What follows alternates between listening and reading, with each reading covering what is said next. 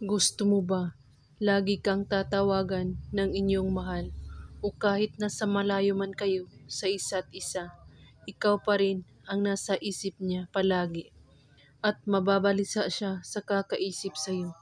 Gawin mo ito sa kanya para tatawag siya sa iyo agad-agad. Ang mga kailangan sa ritual na ito: larawan, panulat. Kailangan kapag gumawa kayo nito ay walang pagdadalawang isip at kailangan magpo-focus po kayo sa paggawa at buo ang inyong paniniwala at laging positibo. Isulat mo sa likod ng larawan niya ang pangalan at apelyido ng taong mahal mo. Pagkatapos, ilagay ito sa likod ng inyong cellphone at hawakan mo ito sa inyong dalawang kamay. Sabihin mo pangalan niya sa pamamagitan ng cellphone. Mababalisa siya hanggat hindi niya ako matatawagan at lagi niya akong kakausapin.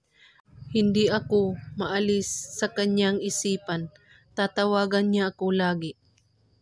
At humiling ka dito kahit anong hiling basta't nanggaling sa iyong puso. Ang paghiling, pwede ito sa magka-LDR o kahit ano ay pwede para kukontak siya sa iyo palagi. At kailangan maniwala kayo sa paggawa nito para tatalab agad. Gawin lang ito kahit anong oras at araw, basta't bago kayo matulog sa gabi. At kung may katanungan po kayo ay magko-comment lang po sa baba. Maraming salamat sa